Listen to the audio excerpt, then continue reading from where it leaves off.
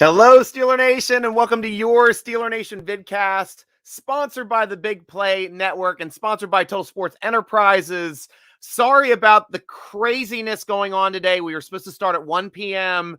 StreamYard was down, and we were trying to figure out a way to get back up, get on here, and get this as close as possible. But we got a lot of news from the Mike Tomlin press report, and we got a lot of news on injury situation, COVID, all the fun stuff going on right now. Obviously, any questions, Steeler Nation, this is your podcast. This is your vidcast. So questions, throw it in the chat box on all your platforms, on Twitter, on YouTube, on Facebook. We'll get to them individually, talk to you about your comments. We always love having you. This is your show.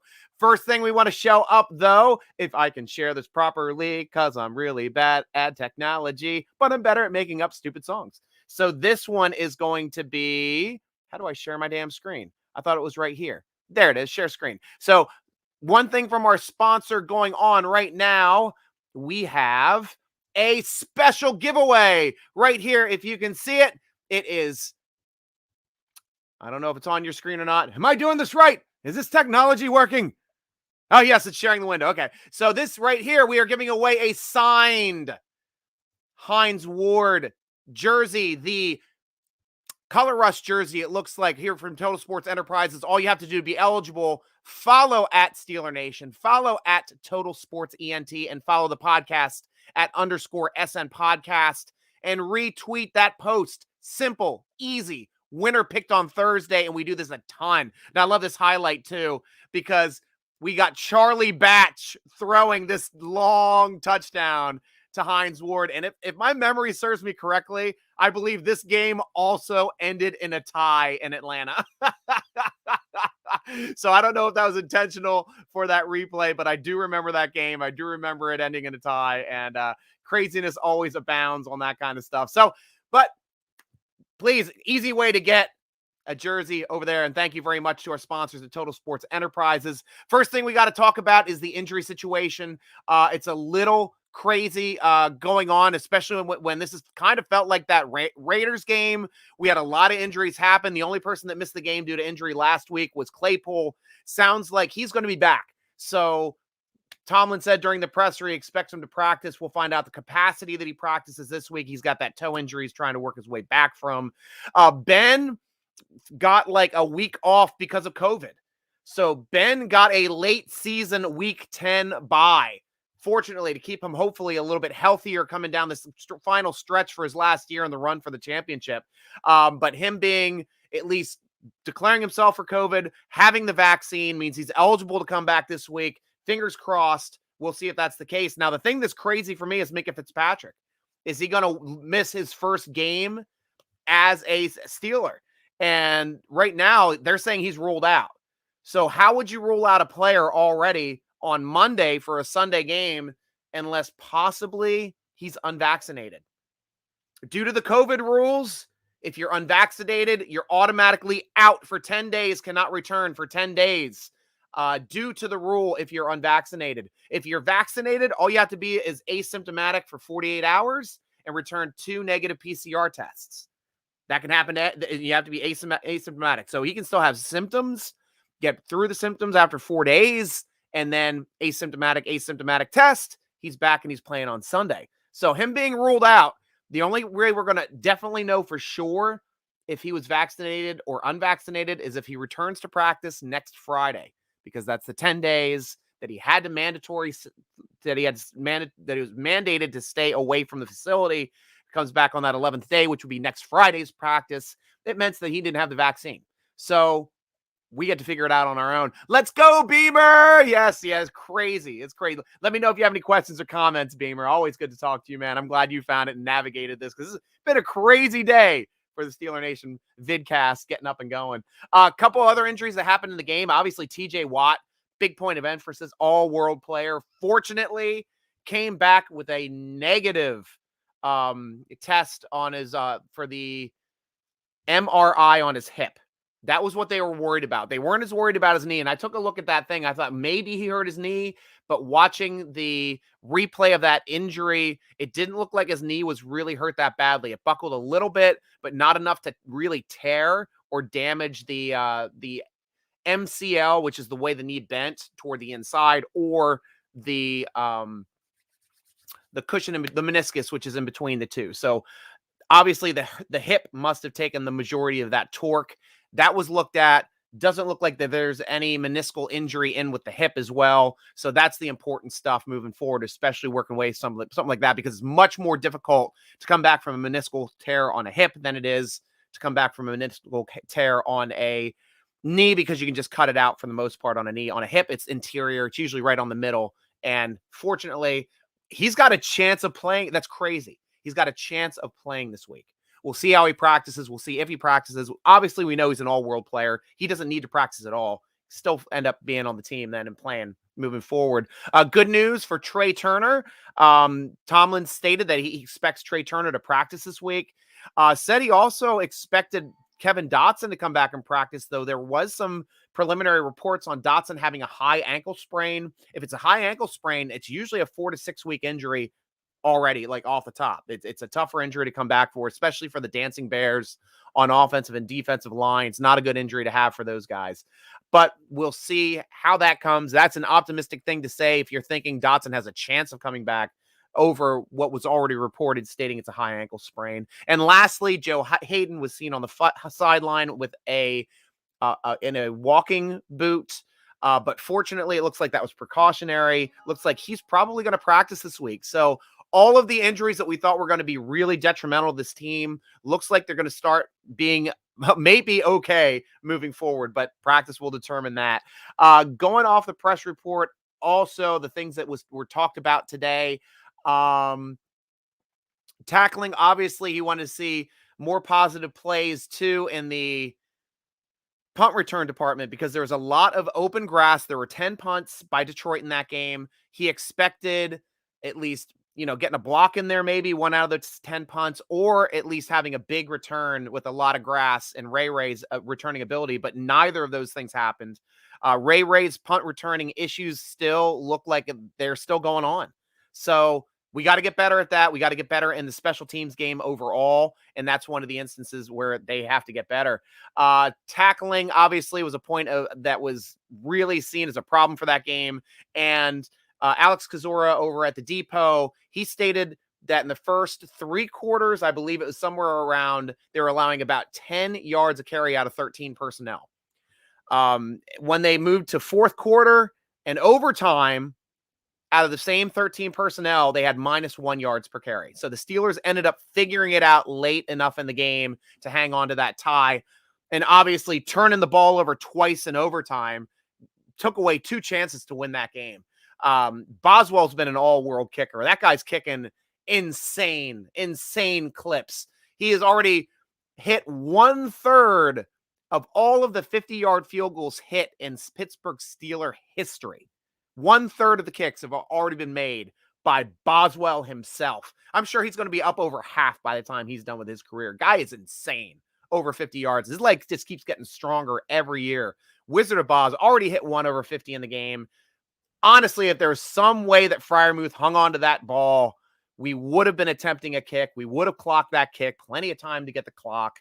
But unfortunately, that was not the case. Ball turned over. They got to run out the clock. We end up kissing our sisters with the tie. And that was the way the cookie crumbled. And for ties, ladies and gentlemen, at least one thing that we don't have to worry about, it's tiebreaker scenarios and making the playoffs. We have the same amount of wins as the other team. We're going to make it because we've got a tie. Doesn't matter if we lost to that team anymore. It doesn't matter if we lost the tiebreak to them. It doesn't matter if we lost the division record. They sweep us twice in the division. We have the same amount of wins as that team. We automatically get in because of our tie. Our tie is a trump card for making the playoffs. So Steelers have to stretch together some more wins. Probably going to take at least 4 more wins in this division to win it. At least 9 wins. This is a crazy division. This division, just nobody's separating themselves. Baltimore's taking a step backwards on defense. They're a terrible defense this year. Absolutely terrible. They barely come back and win against Indianapolis. Indianapolis has to miss 3 field goals for them to win that game. They barely come back and win against Minnesota at home. They barely beat Detroit on a NFL record-setting kick to beat Detroit and keep them a winless team. Because honestly, Detroit's not a winless team. We played them. They're a good team. They're a good enough team to win this league. They'll get a win. They're not as bad as some of the 0 for Detroit teams that have happened. This team's going to win a game or two. They're not that horrible. But still, Baltimore is not the juggernaut that they were expecting to be. And we all know their all-world MVP running back is a running back only. Like, he's a running back that can throw the ball. Force him to throw. He's not the same quarterback. Take away the run, force him to throw. That's how you beat Baltimore. That's what teams are doing. They know it. We figured out how to beat Baltimore just like Baltimore figured out how to beat us. Put everybody in the box, play the short pass. That's how you beat the Steelers. They set the blueprint last year. That's why we started losing games down the stretch. We set the blueprint when we played them last year. Right the box, take away the run, take away the ability for Lamar Jackson to run out of the backfield, force him to be a passer. That's how you beat that team. That's how you beat the team. So look at Cincinnati now. Cincinnati's a young team, a team that got out to a big lead there early in the season, and now they're returning back to mediocrity. Good old Bungles, just as we remember it. And look at the poor Browns, man. Every time the Steelers beat the Browns, when the Browns think they're awesome, they implode. They fire coaches. They get rid of players. Internal locker room starts setting itself on fire. I mean, it's not a mentally tough team. It's not a mentally tough franchise. They self-destruct when they lose to the Steelers, especially since we own them now. We own the Steelers.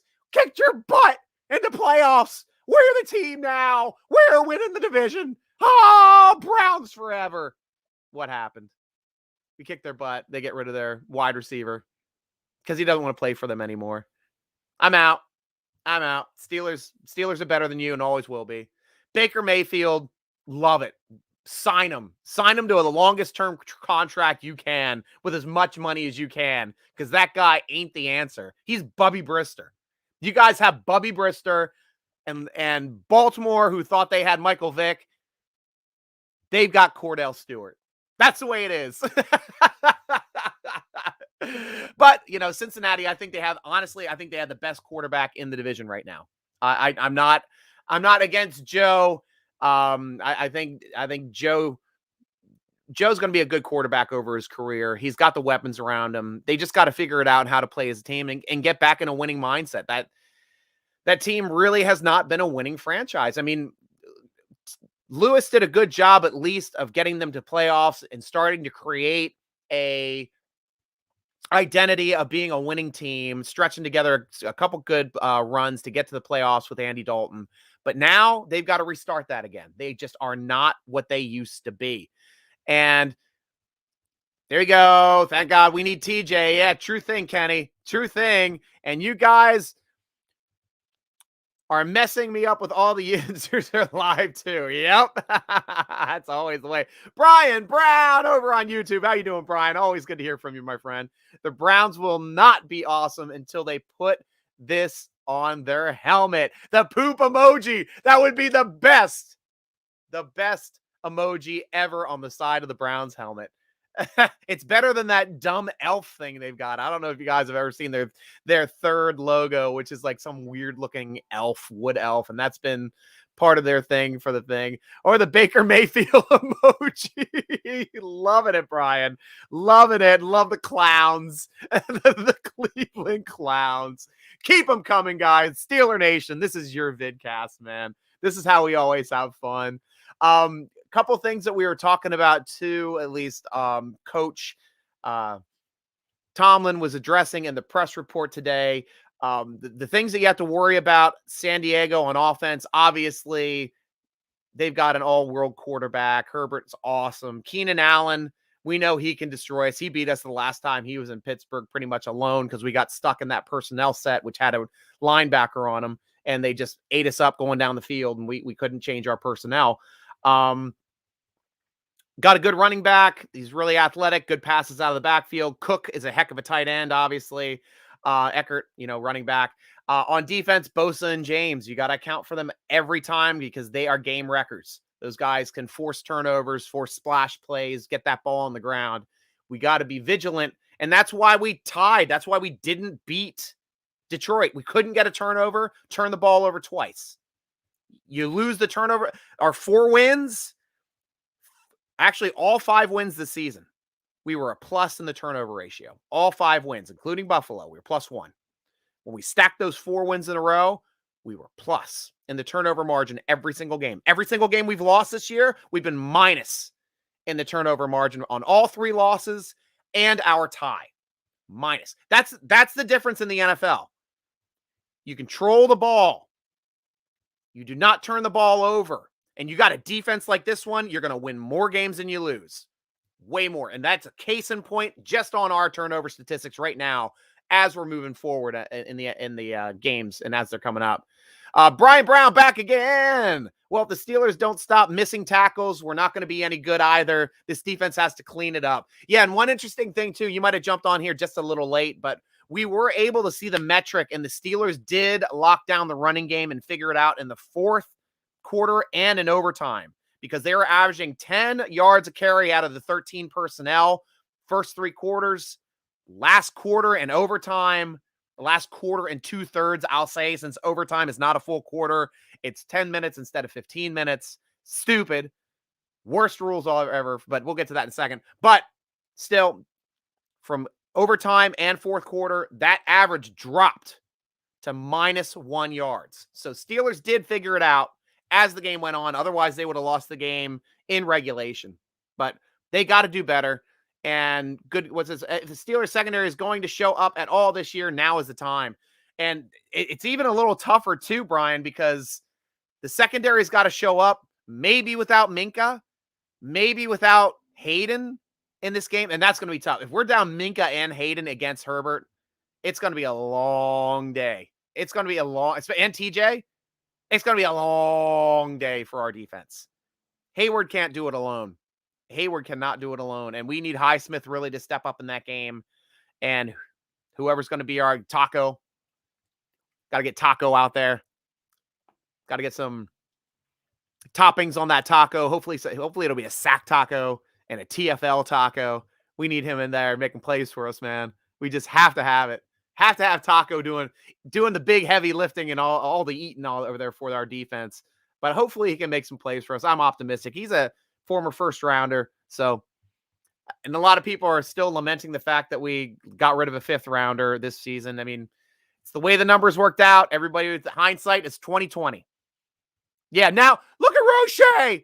Roche's making sacks over in New York. Oh, Tomlin, stupid. We should have kept Roche. Tomlin. Yeah, hindsight's 2020, guys. Roche was getting his butt kicked by an undrafted rookie free agent in Jones. I don't know why we bailed on Jones, because as soon as we tried to drop him off the roster, Rams picked him up. He's on their roster now. So that's more of a mismanagement, in my opinion, than Roche, because Jones beat out Roche. Plus, Roche doesn't play special teams. How you make the team? Special teams. That's how you make this team as a rookie. If Roche can't play special teams, he's not making the roster. That's why Tuzar's skipper got lost on it. Oh! Steelers didn't keep Tuzar's skipper. Giants got him. Ah! Now, Steelers ended up getting Tuzar's skipper back later in the season because Giants put him back in the practice squad. We poached him back. It's the way it happens sometimes, guys. I mean, I'm happy as hell for Roche if he can stick in this league and do well. It goes to show you that our drafting was right, but Roche did not do it at all as a special teamer. He is not a special teamer.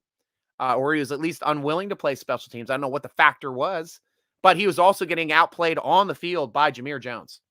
It wasn't even close. The preseason game showed it. And Jameer Jones did it in all 3. Started off on 4th team, making tackles, TFL sack. All right, we're going to move him up to 2nd team now. TFL sack. All right, let's do the game. We got the starters in there. Let's see how he does. Sack. All right, Jameer Jones, you're making the squad. See you, Roche. To me, that wasn't a problem at all. The problem was keep picking up that other guy because they wanted him, and then thinking that they could pass Jameer Jones onto the practice squad. Did not work.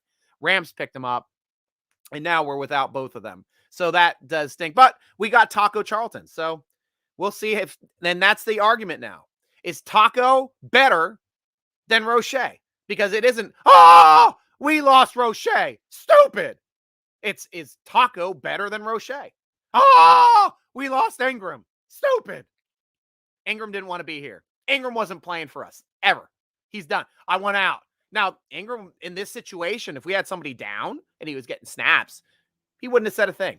And that's the same thing that happened too with Blunt. Hindsight's 2020. If we kept Blunt, hung on to Blunt, Bell goes down, then he's the star. And he knows he's the star. And he knows he can play in the league. And Blunt could play in the league. But there's no way anybody's telling me Ingram is better than Watt. There's no way anybody's telling me Ingram's better than Highsmith, because he's not getting snaps over those two guys. Those two guys are way better than Ingram. That's the reason why. And Ingram is strictly a pass rusher. Highsmith and TJ Watt, top 10 in pass rush according to PFF. Both of them, top 10 in pass rush. Both of them, top 10 against run defense in the league. All outside linebackers, all edge players. Both of them, top 10 in pass rush, top 10 in getting pressure. Sorry, top 10 in pressures on pass rush, top 10 in playing the run. That's it. Who else are you going to put in there? Ingram, you're not going to get snaps. You're not going to get snaps. You got two of the players that are both top 10, both against the pass and the rush. You're just not getting snaps because it doesn't help out our team at all. So now the question is Taco Charlton better than Ingram? Is Taco Charlton better than Roche? If it's Taco Charlton better than Jameer Jones, who's now with the Rams as well? This is the thing. That's it. That is the argument now. That's the only argument I will take, to tell you the truth. And I'm glad we all had some fun about this. One Sizemore, good to see you again. Back from Facebook. Always good to talk to you, man. Feels like the beginning of that losing streak we had, injuries, and that's it. Yeah, that's the tough thing. It's trying to figure out a way to win through injuries until you get everybody back, because that's what happened. Everybody got hurt. Two people went down before the game. I remember one was Hayden. I forget who the other guy was, but then we lost Alu for the year. TJ got hurt. Highsmith got hurt. We were down 6 starters on defense. Couldn't stop the big plays at all going down the stretch. Raiders beat us. Couldn't play at all against Cincinnati until we got everybody back healthy. Once we got everybody back healthy, bam, stacked 4 wins. Bam. And that's here again. We got some key injuries, but the positive things are TJ Watt, it's not as serious as we thought. Hayden, not as serious as we thought. And even Trey Turner, not as serious as we thought. All those guys have a shot of returning this week. All 3 of them. And a little more of an outside chance for Dotson. A little bit more of an outside chance then too for who's the other guy here on my spreadsheet? That was it. Dotson. Claypool's supposed to be practicing this week. So I'm excited for that too. So yeah, well, there's no Jameer Jones impact either for us or for the Rams right now, but he is a rostered NFL player. That's all that matters. And I admit it, Roche is going to be a superstar. The Steelers may draft well, but you can't tell me the Steelers don't play favorites as well as Benny Snell's on the roster. Yeah, I did not want Benny Snell on the roster over Samuels. I wanted Samuels on the roster. I mean, and now I don't know why. Well, actually, I do know. I do know why Snell is active on game days, and it's because he's our special teams guy. He plays like on literally every special teams. So that's how you get snaps. That's how you get hats on the Steelers. You play special teams, you're in. McFarland, his only special team snaps were pretty much kick return. That was it for him. He really didn't have a chance of doing anything, and he wasn't a punt returner. We just had him on the team as being that extra guy, but Balaj is taking his snaps now. He's got to beat out Balaj to get the hat now, and we have to watch that moving forward. Hopefully that does start working. But that's the thing to watch, though. We got to see, is he going to be a superstar? I mean, all the more to him. I mean, the Giants have no outside linebackers. They've been relying on the Pittsburgh Steelers to develop talent for them for the past 3 years. Tuzar Skipper, Roche. They're taking our guys that are 6th, 7th best outside linebackers on our roster, on our practice squad, to make their team better. I don't know if Roche even gets playing time on just about any other team in the league if somebody else picked him up. I don't know that. I know definitely for the Giants he does, because the Giants suck at trying to get outside linebackers. So, you know, like I'm saying, more power to him. And look what happened with freaking Harrison. Harrison kept bouncing around the league. Cowher didn't think he could even play in the league. He was a head case. He couldn't learn plays. He'd throw his arms up in the air and just walk off the field during a play if he was misaligned or didn't know what was going on. That drove Cowher nuts. Cut him. Get out of here. All right, we'll try you back again. Nope, cutting you again. Get out of here. Ravens take him. Cutting him. We're going to let him play in XFL in Europe. He's going to play in Europe for a league. Cutting back. Cutting him. Steelers like, all right, we'll give you one more chance, only because Haggins broke his hand. We'll give you one more chance. Bam, it clicked. Finally clicked for Harrison, and then he became an all-world star. Defensive Player of the Year. Fringe Hall of Fame talent. Awesome, awesome player. Same thing might happen to Roche. Right now, he's great. Do they keep him if they get some healthy guys back? I don't know. Will he be at a cut at the end of the year? I don't know. Will they try to throw him back to the practice squad if they get other people healthy? Probably not now at this point. They'll probably keep him on the roster, but it is what it is. It's the way it happened. We happen to have way better talent. Would you rather have Roche than TJ Watt? Would you rather have Roche than Highsmith? I mean, now definitely it's a no in both of those, but would you rather have Roche than Taco Charlton? That's what I want to see. If Taco Charlton's going to be a better player for the Steelers than Roche is for the Giants, then Jameer Jones is for the Rams, then Ingram is for, where do you go? Do you go to Denver? Where the hell that guy go? I don't remember where he went now. You guys can tell me. Yeah, I love Samuels too, Brian. Yeah, Samuels has always been a diverse player, great receiver out of the backfield, absolute receiver, not just a running back out of the backfield, but actual receiver out of the backfield. And that's what I thought that Matt Canada was going to be, a little bit heavier on these receivers with Najee, with McFarland, with Samuels, but Samuels got hurt at the wrong time in preseason, thrown on the practice squad, and now he's not on the team anymore. So he went to KC. Yes, thank you. Yes. Smart. Joseph Jester coming through on the pinch. That's right, because he wanted to go to a good team. Went to KC. KC needed him. And KC's defense is dog shit right now, too. They cannot. They're having trouble stopping anybody, and now they're having trouble putting up points. That offense is having trouble putting up points. All-world offense, all-world quarterback, all-world wide receiver and tight end. It's having trouble putting up points. We're having trouble putting up points. Then again, we're trying to figure out our offensive line now. We're putting together a new offense, more run-driven.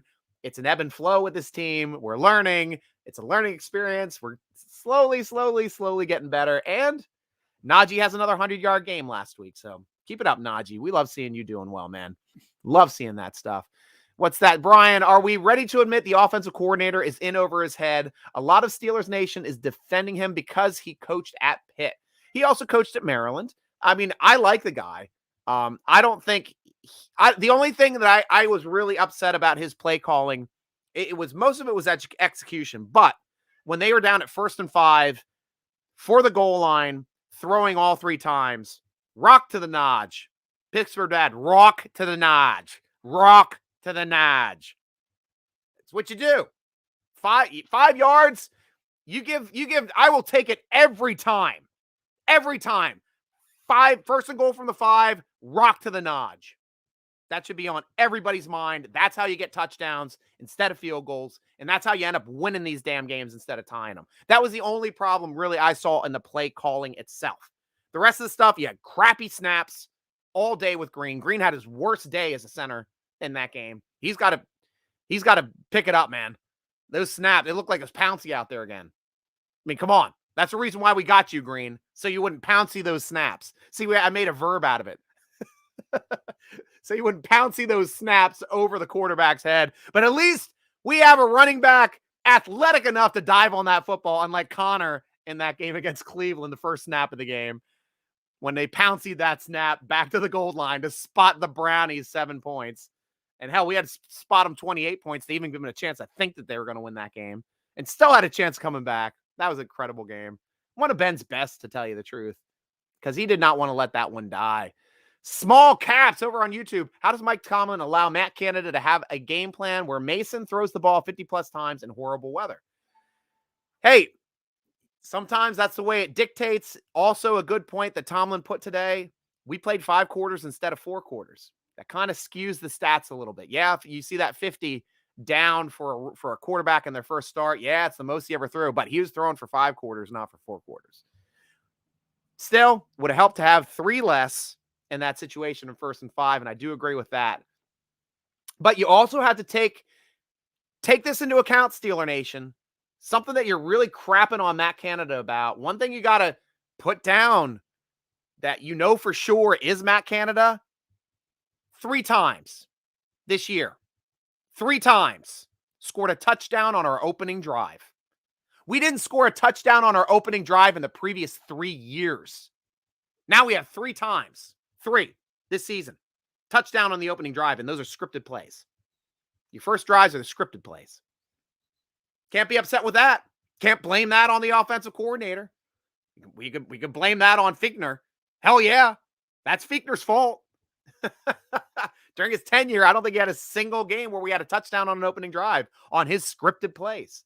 This is a much better offense, guys. It's going to keep getting better with the personnel. We've got young personnel. We're learning the system. I don't think Matt Canada is the problem, aside from that 3-play stint at 1st and 5 from the goal, 1st and goal from the 5. That is the only thing I'm going to hang on Matt Canada. The rest of it, I can't really hang on him. I just can't. And Donald Walter, do not compare TJ Watt with any other player. He's another Jack Ham. Dude, he's better than Jack Ham. I'll state it now.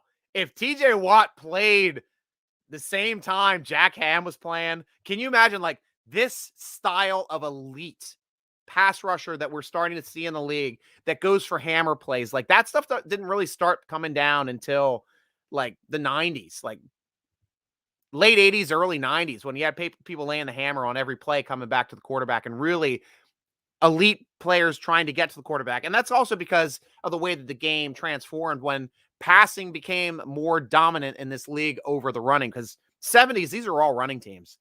I mean, these are strictly running teams. We didn't start moving to a passing team till the Mel Blount rule around 78, giving receivers can't hit the receiver after 5 yards down the field. That was a big rule change. That was a big rule change. And that changed the whole thing. But now, yeah, I mean, Watt's special. Watt is 2 times should have been Defensive Player of the Year coming up. And if he stays healthy, he'll win it this year. That's all he cares about. He wants to be not the best on the team, not the best in the league, but the best in his family. He wants to be better than his brother, JJ, because that's where they get it. That's their competitiveness. JJ's won 3. Watt's like, I got to win 4. That's how competitive this team is. They compete against themselves. They push themselves to be the best. And that's what I love seeing about those guys. Because he's just going to keep getting better and better and better and better and better and make everybody around him that much better. He makes Highsmith better. Highsmith already had a high floor, but he's really starting to up that ceiling a little bit too. I love how Highsmith is developing in year 2. Absolutely love it. And it's testament to what TJ Watt's doing on the other side of him. Sizemore, what's up, Juan? Today, yeah, turnovers kill us. Absolutely can't turn the ball over in a dogfight. Yeah, you lose the football, you lose games. That's the way it is. Brian Brown, we're having trouble scoring 20 points a game. Not good, yeah. But we've got one of the few defenses that doesn't allow 20 points a game. And that's how we're going to win games. You don't turn the ball over. They're getting less chances farther away from the goal line when they're getting footballs. That's how you win games. And our defense can stop any team from going 80 yards, 75 yards. If they're going to go 20 yards, they're going to score. If they got to go 30, 40 yards, they might score. But give them a full length of the field. They're not scoring on this defense. And we got to win games with the defense until the offense can catch up. We're still figuring out how to do it. Like, I will never say the Steelers are going to score 30 points in a game until I see it. And right now, the offense is not executing the way they need to be able to start scoring 30 points a game. And if they do it, it's because we got a defensive turnover or we got a return touchdown. A defensive touchdown or a return touchdown is the only way this team's going to break 30 points. Right now, as we stand, until the defense starts getting a little bit more dominant. That's the way it is. Donald Mostel, I'm sorry, but they were the best. Yeah, I'm not going to crap on Ham and Lambert, 2 Hall of Famers. I'm not. Although Lambert severely undersized as the reason why he was drafted later. It's the reason why people didn't even know if he could play linebacker in this league. And you put him on the field, there was no denying his heart and his speed and his ability to diagnose these plays before they even happen. He was one of the smartest linebackers ever to play in the league, too. I don't know if Lambert would be able to play at his size in this league. Somebody at 230 at linebacker in this league, he's got to play safety. You got to play money backer. I don't think there's a spot for him in linebacker now, but back then he was the best. And he's probably my all-time favorite. Do I got my picture up here? No, I don't have my Lambert picture up behind me, unfortunately. But I do love the iconic picture of him on Sports Illustrated with the missing tooth and the snarl. Love that. Iconic. But TJ Watt could play in that era, and he would dominate. Absolutely dominate in that era. Because he can play the run and he can play the pass. And at his speed and the way he gets off on the line of scrimmage, like that's how good these teams are now. They study film to make sure, like, find the tendencies and find how fast they can get off the line of scrimmage. Both Highsmith and Watt are two of the fastest players off of the line of scrimmage. Same thing with Bud Dupree when he played for us. It's how we committed to the game film, to finding out the snap tendencies to get off the line of scrimmage as fast as possible with these teams. So that's great stuff. Great stuff. Hey, man, Richie Rich.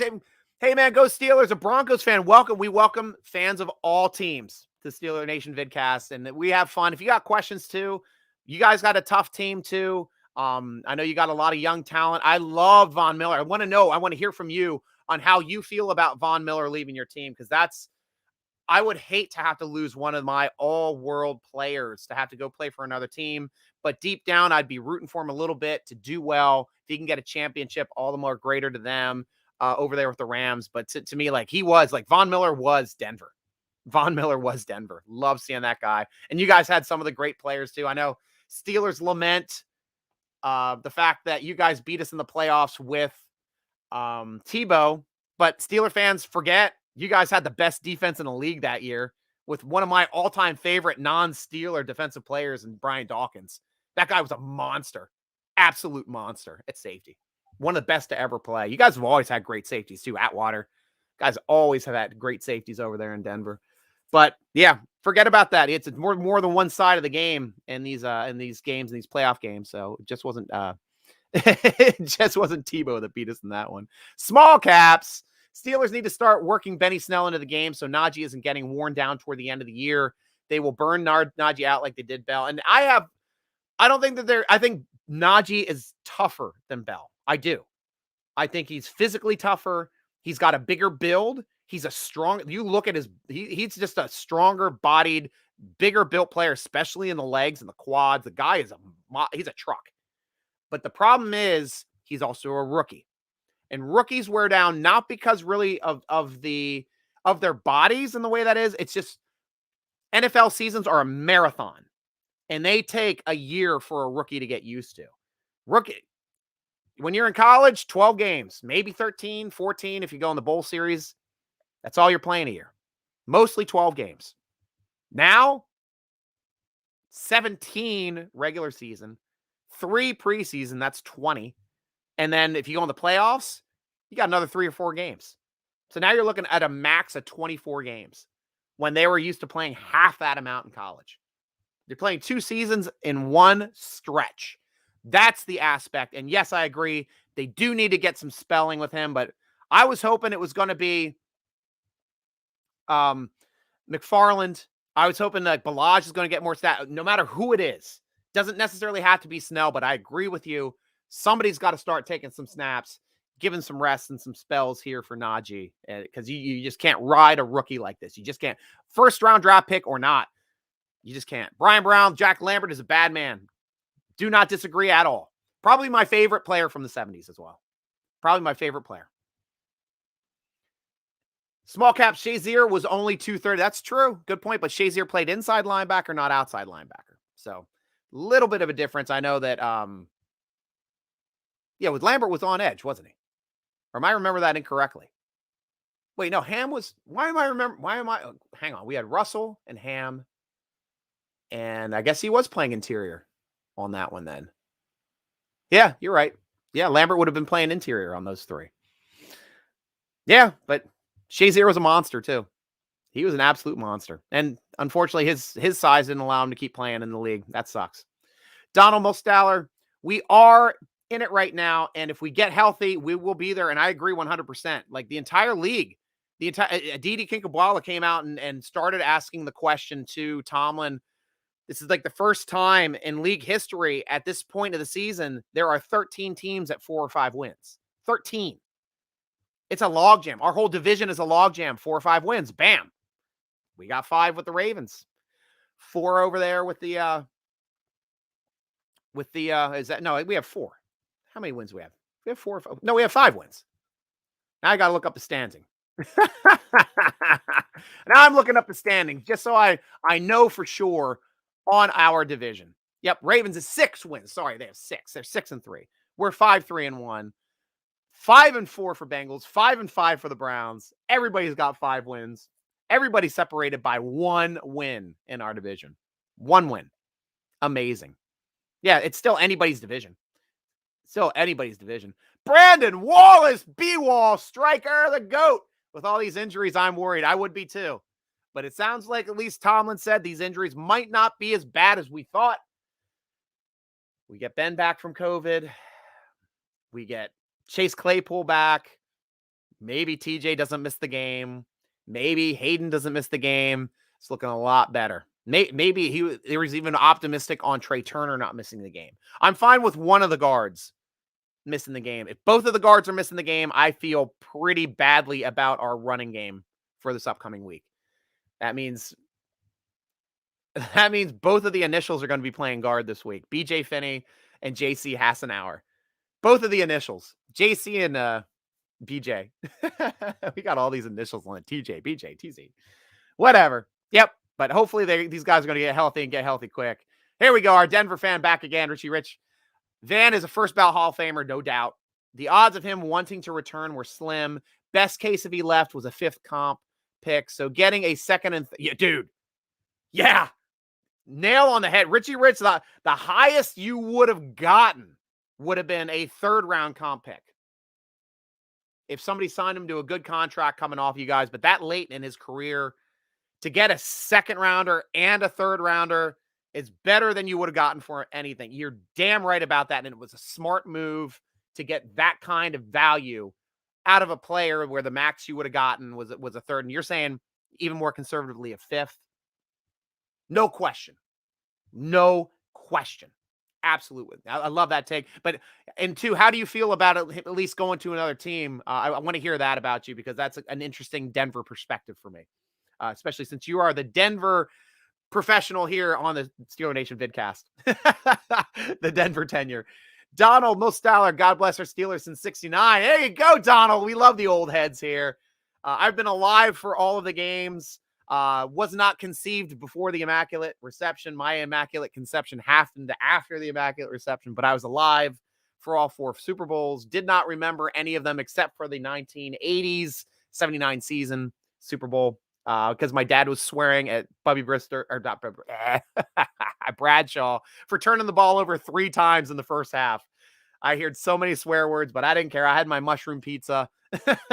We got pizza on Super Bowl night. That was it. That was awesome times back then as a kid, as a 6-year-old getting pizza. Brian Brown, am I just losing it or are the players causing these turnovers against the Steelers guys who are on the Steelers training camp roster? Well, that would speak to the way that the Steelers have committed to forcing turnovers this year. That's a big Coach Horton of the secondary. When you tackle, you wrap around and you punch. You're bringing the hammer down. You're bringing the punch up through. You're seeing it across the entire league now, though, too. But yes, that is a commitment to the way we were coached this preseason because we got to get balls on the ground. That's how we help out our team and help our team win games. Richie, coming back again. It is worse than 2 seasons in one stretch. The players are going up against the best of the best every week in the NFL. So it is even more taxing on the body. Excellent point. Excellent point. Thank goodness we have a Broncos fan here helping make excellent points. I love this. Love this stuff. But yeah, you're right. They're going up against the best all-stars of college football every week because they're on an NFL roster. Smart. That is smart. I mean, you got to be elite. Like Najee's elite. Najee's a 1st rounder. And I know a lot of like football metrics, you don't draft first round running backs, but there's no way you're finding a guy of his character, a guy of his ability, a guy of his all around playmaking ability, being able to catch the football as well as run the football, make players miss when there's nobody blocking. You don't find that guy anywhere but the first round. Nowhere but the first round. I don't know. Is that Texas or taxes? Donald Mustaller, 5-3-1. There we go. That's the record. That's what we're trying to build on. We can do it. We can do it.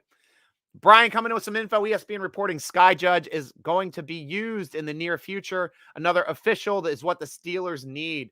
What Sky Judge is that for like strictly for like extra points or field goals? How are they working out Sky Judge? Or is that a guy in the box that actually gets to overrule the plays that are called? You know, I always have been a proponent of actually having a box official. It stops the guy on the field from having to make those judgment calls from the way it's played, and it speeds up the game. Because you have box official, go to the box official. Box officials are already ruled. This play is this. I mean, it'll clean up because right now, if you throw the red flag and use it as a timeout, you're getting twice, two to three amount of the time that you normally get on a normal timeout because it's a replay, just because they have to do it on the field, keep looking at it, keep looking at it, keep looking at it, rewind it, different angle, keep looking at it, sync up the time. All right, what's the down and distance? What's the play? Here we go. This is it. All right, coming back out. It's actually, you can actually use a red flag as strategically, not just to review the call, but to strategically give your team the most time as possible if you use it defensively to be able to get ready for the next play, because it is way more time than you're going to get than a normal timeout, especially if they're gassed, getting close to the 2 minute, ahead of that 2 minute warning at the end of the game. That's a good spot to use it, between 4 and 2 minutes. That could be a strategic way to use it. Richie Rich back again. The Steelers would do well to acquire Demaria Crockett, in my opinion. He fits your style of play here in Pitt. He's a bigger running back, could help fill in for Najee. And that's what we were hoping that Benny Snell was going to be for us, Richie. Benny Snell is a bigger type back. He was the bell cow over at Kansas, I believe, where he played. I'm going off my memory. One of those blue teams. But he was a really, really solid, tough yardage player. And that's what we like in that kind of role, too, to help him. Hammer time, Don and Mustaller. Thank you very much there. Appreciate that. No, the highest based in the new CBA was a 5th. Really? Is that all you're getting now for in CBA? Wow, I did not know that at all, because I always thought that the highest comp would have been a 3rd comp, but now if they change it in the CBA to a 5th, that's insane. That changes a lot of things. That really changes a lot of because he was a vested veteran. Okay, now that makes sense. Okay, honestly, great. Thank you for the rules. Love it. Doesn't matter, Steeler Nation. Doesn't matter what team you root for. If you love your team enough, you're going to know all the rules and the insides and outs. And thanks there too, Richie, for helping us out here with these rules. I love that. Donald, thank you, sir, for your time. God bless. God bless to you too. God bless to all you, Steeler Nation. We love this stuff. Small caps. Has there been any news when Tuitt comes back? Steelers can't afford to keep paying him to sit out half the season every year. Agreed. We can't. But the only thing that we're hearing is December probably looks to be the only time he has a chance coming back. I think personally he's resting a meniscus injury, and that takes about 2 to 3 months to have that come back fully healed. And you have to stay off of it, but then he has to get back into game shape. So I don't know how he's going to be this year. I'd love to have Tuitt on the field. I really would, because when he's on there, he's a difference maker. And it'd be nice to have him healthy at the end of the season as opposed to hurt at the end of the season. But right now, he's been hurt all season, so I don't know. I honestly don't know. But I'm optimistic, and I hope he can come back. Brian Brown, an 8th official with a broad authority to influence game-changing decisions. That's a quote. Okay, got you there. Yeah, I understand that. Throwing another guy into the mix. Yeah, it can't be good. I mean, obviously, since instant replay really isn't doing it. And the biggest problem is bad calls. And these bad calls that we're seeing these weeks, roughing the passer when it's not roughing the passer. Saw TJ get flagged for one. Got flagged for one last game then too against Detroit. And ones I guess we should have gotten called for when they missed it in Chicago. They always miss it against Ben. Always Brandon Ben. They missed it against hitting our kicker on the edge. when he was trying to throw the football. It is what it is. This is a judgment call league. But the worst is when they call it and it wasn't there. I know certain spots, like in college football, you can review targeting. If they rule target, because targeting pulls a guy out of the game. He's lost for the entire game. And you can throw the flag and say, like, hey, we want to review that to see if it's actually a target. Because that pulls our guy out of the game, and we don't think it was a target. And sometimes it wasn't a target. It's just a huge hit with the shoulder with the head that misses. And they thought it was helmet to helmet, or they thought it was helmet to chest. But no, it was that shoulder pad. And then that's where the game is fixed. I don't know how you fix a lot of these, because right now the only penalty that you can review in the NFL is too many men on the field. That is it. You can throw the flag if they missed it, or they can throw the flag if they said it's too many men and you see on your overhead, no, it wasn't too many men. See, here's the picture. But that's the only way. That's the only penalty that is reviewable in the NFL. It's too many men. And unfortunately, like, pass interference is a judgment call that can really benefit teams. Really benefit teams. So, and Steeler Nation, I mean, at least moving forward to the game coming up for San Diego, offensively, we got to do a better job. We don't know who the quarterback's going to be. Right now, Thomas said we are planning for this quarterback to be Mason Rudolph for this game. But the game plan between Mason Rudolph and Ben Roethlisberger are very similar. So, got to limit these high snaps. Green has to be better. That's a big thing, because those are turnovers. You're actually helping out the pass rush every time there's a high snap, because it takes an extra second for the quarterback to get settled and get that ball back in their grasp to be able to throw it. And that extra second is the difference between getting your bell rung in the NFL and getting the ball out. Because we see it's already split second if there's a clean snap coming back. So that really has to go. So Minkah, they asked who the next man up is going to be for Minkah. Coach said, I don't know. It's going to be a multi-person discussion. It's going to be a lot of, like we had to do with Hilton. One person did not replace Mike Hilton, which is my point of signing Mike Hilton back in the first place. I thought he was a priority free agent. You find a way to get him back on the team. Hell, you sign both him and Sutton. And that's what killed us, because Nelson decided to leave anyway and throw a monkey wrench into the entire defense this year. Because Nelson wasn't even a factor until we're like, okay, we're going to keep Sutton. Now, Sutton, you're going to compete with Nelson. Nelson's like, whoa. This is my contract here. Nobody's competing with me. This is my spot. I'm a starter. No, he's going to compete with you. You got to beat him. You got to beat him. Make sure you're a better player than he. Oh, no. I don't want to be on the team anymore. Screw you guys. Nope. Contract here. Playing for less. Going to play for the Eagles. How's that working out for you? Not too well over there in Philadelphia. City of brotherly love. They love picking on you over there in Philly. I see that. But that hurt us. He worked better in our system. He really did, because he had way more players around him, Minkah, to help him as well. You had Hayden on the other side, locking down that side. Good players underneath with Hilton, with Sutton. That was a win-win situation for Nelson. He just had to be a guy, and he excelled. He had one awesome year for us. Should have been a Pro Bowler for that year, but this next year he was good. Wasn't great. He was good, solid, and that's all we need. That's all we need out of the other corner. Sutton, solid. Sutton is definitely solid. He's definitely locking it down. But problem is not having a full-time slot starter. We're starting to give Trey Norwood a little bit more of the snaps. He got majority of the snaps last week. Like, I think they only gave, oh gosh, why is his name? Mallett. I think Mallett only got one snap on defense last game. That's huge. It's like, okay, Trey, you're our guy now. Trey was a started first game rookie, seventh rounder. You're a starting slot. But that's the same way that Mike Hilton jumped onto the scene as our slot guy. New England picked him up as an undrafted rookie free agent, and they dropped him. We picked him up the week before the season started, and he ended up starting for us. And he was a monster from that point on.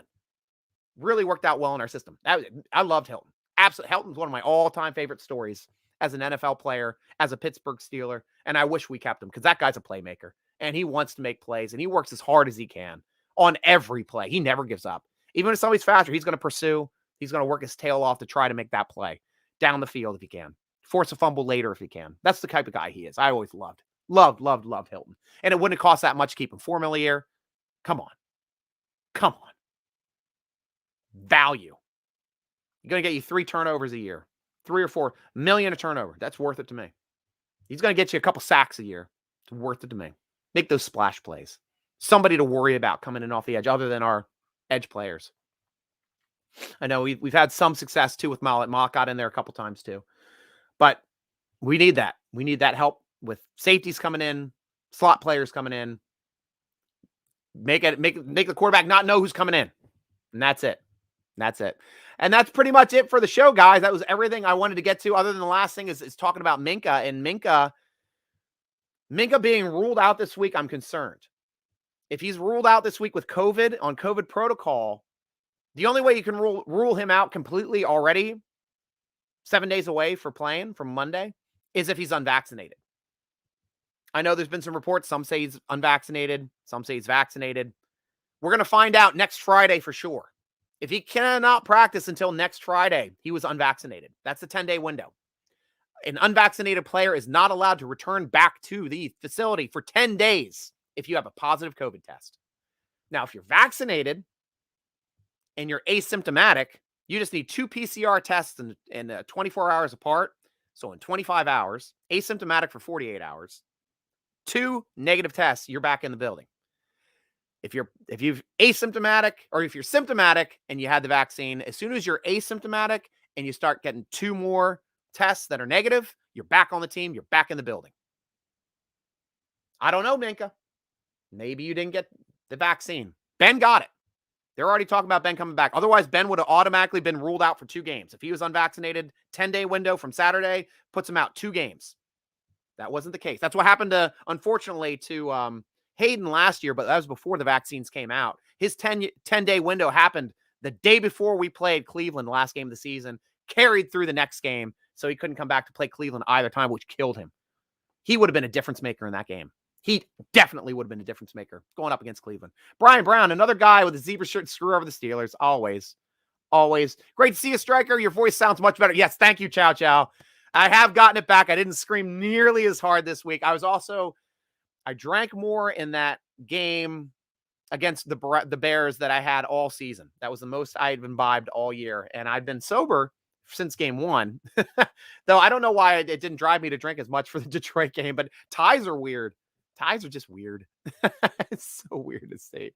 Jonathan Clark, Stryker, my guy. Good to see you again, Jonathan, man. It's been a while. Always good to hear from you on the vidcast. Oh yeah, Brian, that's a good point too. Chicago gave Mallett and Artie Burns treatment, probably got him benched. Did Artie go to Chicago as well? I remember that he was that Mallett didn't he come from Chicago? Oh man. Yeah, crazy stuff. Mike Wood, let's go Steelers, as always, guys. And that's the way we go. Here at the end of the podcast. Brian Brown, good show, Stryker. Steelers rule, always black and gold, hearts forever. Steeler Nation, thank you for being part of the Steeler Nation vidcast. Love the questions, love the comments. This is like my favorite show of the week, to tell you the truth. We're going to have a fun show coming up for the podcast. We've actually landed Rachel Bradshaw of the Bradshaw Bunch, Terry Bradshaw's daughter. So I'm going to interview her. It's going to be on DK Pittsburgh Sports, being launched on Friday at 5 p.m. and 6 p.m. with the vidcast and the podcast, respectively. So however you want to consume your podcast, whether you watch it, whether you want to see it. And I try to jump on too to answer the comments. I wasn't able to jump on last week. Unfortunately, I was traveling. But this week I'll try to jump on in the comments section live as they premiere the video, because I just love talking to you guys too. And I can answer questions as the podcast is going. And that's usually what I do. But we're going to have Rachel Bradshaw from the Bradshaw Bunch on the show. So if you guys have any questions, jump on over on SteelerNation.com. I've got a thread up over there in the football forum, and I will ask direct questions to Rachel if you have them. They're always fun to do. And that's your easiest way to make sure that you're part of the show and your questions get answered for Steeler Nation. Go over to SteelerNation.com, read all the great stuff, get your great gear over there as well. I mean, guys, it's time to start buying gifts, and there's no better gifts to get than great Steeler Nation gear. We got the Champions YINZ shirts. Those are my favorite. I bought one last year, and have those always for the Christmas time and your tailgates. And now we're getting out again and going to games, man. Love this stuff. But we got your sweatshirts, we got your t-shirts, podcast shirts, whatever you want. go over to SteelerNation.com, get geared up for your stuff. You can also follow me on social media at SN.Stryker for Instagram, for Twitter, and for Colorcast. So anybody with an Apple device, download the Colorcast app. Do it. Every Monday, 7 o'clock. That's a really neat interactive show. We get to talk all in a room. I can bring you on the microphone. We can hear your voice. You can talk to us. Let us know your takes. Let us know your questions. We have a chat box there as well, but it's always fun to talk and interact on those things. So hopefully we get to see you Mondays, 7 o'clock on Colorcast. So if you have an iPhone, iPad, download the Colorcast app. Be part of it. Sign up, and I'm at SN.Stryker over there as well. So thank you all, Steeler Nation, for being part of the Steeler Nation Vidcast, sponsored by the Big Play Network and sponsored by Total Sports Enterprises. Make sure to jump over there on the Twitter, retweet that, get yourself that Heinz Ward jersey because I wanted to go to use Steeler Nation. Another gift here for the holidays coming up. But until the Chargers come out. Hey, one last thing about the Chargers. The Steelers have beaten the Chargers with new quarterbacks at the Chargers. For the last 2 times we were there, we beat them with Mike Vick, last play of the game, with Bell and the Wildcat running it in on the goal line. Next time there with Duck. Duck beat him. Now we might have Mason Rudolph. Might happen again. We might go 3 for 3 with backup quarterbacks. We'll see how it goes. Hopefully Ben's back, but we don't know. But until we know for sure who the starting quarterback is going to be, I will be there rooting along with you as always. Go Steelers!